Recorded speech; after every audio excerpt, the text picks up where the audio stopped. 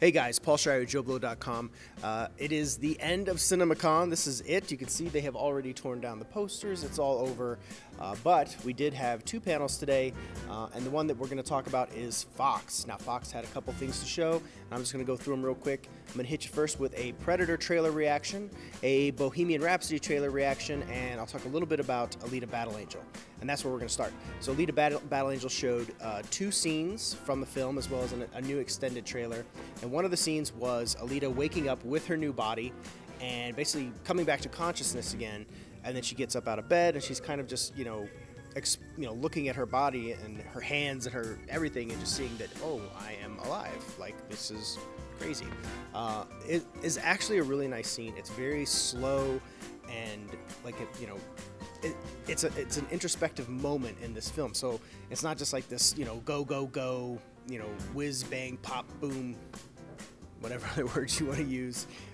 But it's just not a big flashy thing. There are actually moments of levity where they take a minute and actually explore just kind of the human side of this character. And it was a really nice sequence. I know a lot of you are kind of put off by the big eyes because you're like, well, it looks kind of weird, but it is, again, coming from the anime, so they're trying to ape that effect. And seeing it in motion in a full scene, I think will change a lot of your minds. And it's kind of amazing how well they're able to get those emotional reactions with the eyes and just the facial expressions and everything.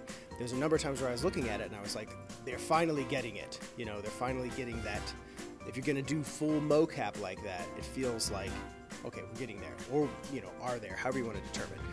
The other scene we saw from Alita Battle Angel is where she fights this huge, like, hulking mechanical cyborg dude who has like freaking tentacle things that shoot out from his hand, and he's kind of taunting Alita and saying, just trying to like basically say that she's just like junk and he's gonna like destroy her, whatever the case may be. And she gets the feeling that he knows something more about her that he's not giving her. But really, the whole scene is about the action in this one, so that's what the whole point of it was. Alita is fast, she's very acrobatic, she's just kind of jumping, leaping through the air. There's a lot of really cool kicks. She's using her feet a lot, which is pretty cool. But she's just like basically kicking the shit out of this dude, and he's tossing her around. And then the scene ends with her, as you've seen in the trailer, where she's kind of coming at you slow motion with her fists. Yeah. It was cool, man. I gotta be honest with you. I know some people have some reservations about Robert Rodriguez on this project, but I love Rodriguez, I love his work, and I think he's a great choice for it, and he really, really, really wants to make a James Cameron Robert Rodriguez movie. Again, it is off of his script. I think it's going to be cool, man. I'm really looking forward to it. Everything that I've seen so far has led me to believe that this could very well be, something special, and I think that it's going to catch fire with audiences when it hits. So the other one that we saw that I know you were probably here for is The Predator. So we got to look at the first trailer for the film, and it looks cool. So yeah, anyways, there's a lot going on. The trailer starts with Jacob Tremblay is in his house, and as we're coming into the house, we see the outside that it's Halloween time. So there's a lot of kids in costume. So setting, first Shane Black movie in Halloween, I believe. Anyways, he's inside, and we see him open up this cardboard box, and it looks like it's been sent to him, and it's from like overseas kind of thing, so it's like taking a while to get here. He opens up the box and pulls it out, and it is a full Predator gauntlet. So he takes the gauntlet, and he's kind of like, oh, what the hell is this? And then he messes around with it, and a little piece comes off, and he's taking this little piece, and he's just kind of flying it around, like kids playing with an airplane, like, shh. And as he's doing that, a Predator ship outside of Earth's orbit is actually being controlled by him and starts to fly to Earth and crash lands on Earth. So that was kind of an interesting little transition there.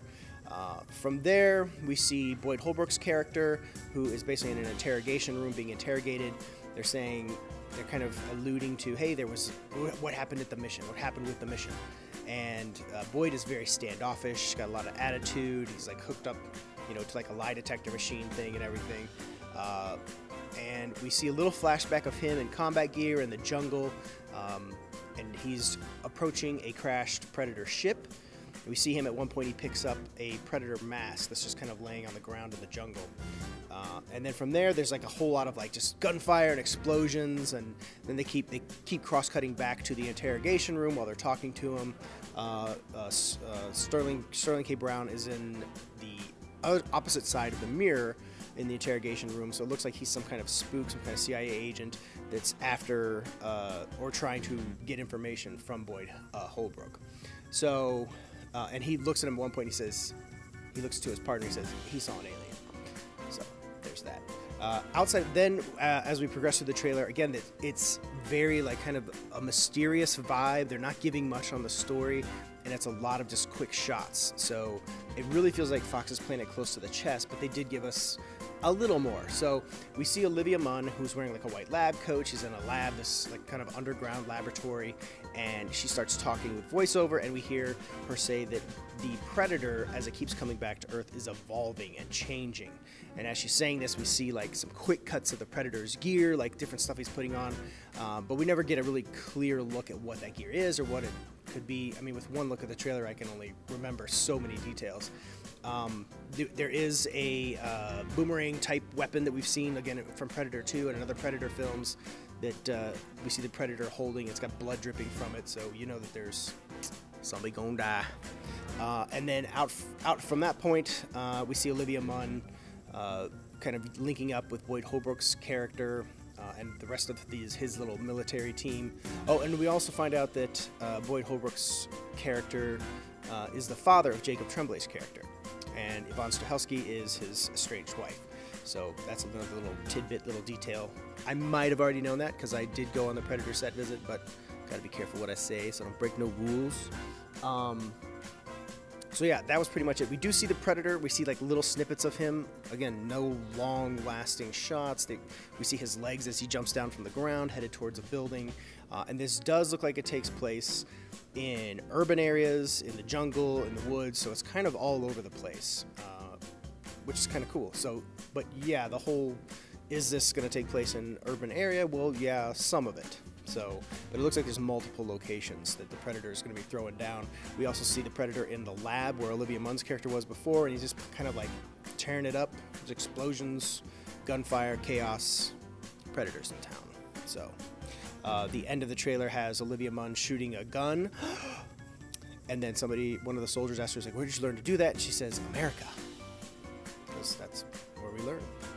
You're taught from birth to shoot a gun when you're in America. So that's it for the Predator trailer. My impression was, it looks cool, it looks fun, but I'm not like over the moon. I'm not like, oh my god, you guys, you gotta go see Predator. I'm like, well, okay, so that's the Predator. I want to see more. I need to see more. I'm hoping we get a better picture of the story, and it's just a little more on the narrative side. I'd like to see something there. And of course, we'd like to see more of the Predator, but it feels like they're playing up that mystery angle again and not just, giving you the whole show. But I don't know. We'll see. It looks cool. Cautiously optimistic on the Predator.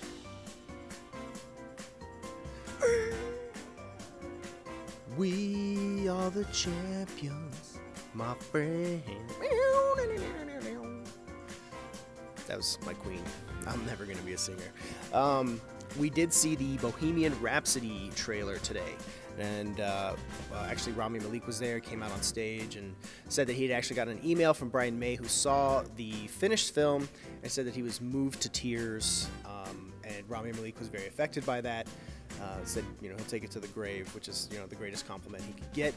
Obviously, if you're going to take on the role of Freddie Mercury, you're going to have to immerse yourself in that role in every aspect of it. So they showed us the trailer, and it looks like it is just kind of one of those all-encompassing, rags to riches, multiple locations, settings, everything, an epic scale musical biopic journey. Oh, it's not musical. But Rami Malek looks great. He's got like everything down like to the teeth, like the language, the body language, everything. I know everybody's gonna overhype this, but he just looks like he did justice to Freddie Mercury. And I know a lot of fans of Queen, a lot of fans of Freddie Mercury have been waiting to see this film because it's been talked about for so long. And I can say that like the film really does look quite amazing. It's just a really sprawling, epic scale film. You see, Freddie from the very beginning getting the job as the lead singer of Queen, all the way up to his final days. It's really cool. It looks good. I think when everybody sees the trailer, you're gonna have people that are gonna be. It's goosebump inducing. I think people are gonna be really thrilled with it. The trailer itself does not touch on the sexuality aspect, although we do see Freddie with a woman for most of the time. We don't see any of the gay aspects or the homosexual aspects in there at all. Not as far as the trailer goes. That doesn't mean they're not in the film, but as far as the way the trailer is selling it, the trailer's not touching that. At least not this first one. But that doesn't mean there's anything wrong with the trailer or that it's not a great trailer. Just I know that some people will have that question and question answered. So, but ultimately, Bohemian Rhapsody looks really, really great. And it's kind of unfair because they're able to use all those great Queen songs in the trailer, which, that's an easy sell right there. Just hearing that music is like, shit, I'm totally going to see this movie. I love this music. And that's fine. I mean, that's good enough reason. But Rami Malek looks to really be nailing a great performance here. And I'll go see the movie just for that. But I love Queen as well, so it's a win-win. But I look forward to everybody being able to see the trailer. I think you guys are really going to dig it. That is it for us here at CinemaCon. There's nothing left. We're going to push out the rest of our articles, and we're going to go get a drink, or 12. So thanks for joining us. I really appreciate you guys watching. Appreciate your feedback. It's been really fun bringing this information to you. Hope you guys got a lot out of it, and hopefully we'll see you again next year. So thanks for joining us. Do not talk about this either. Don't talk about it. You're going to give me a lot of trouble. All right, we're out.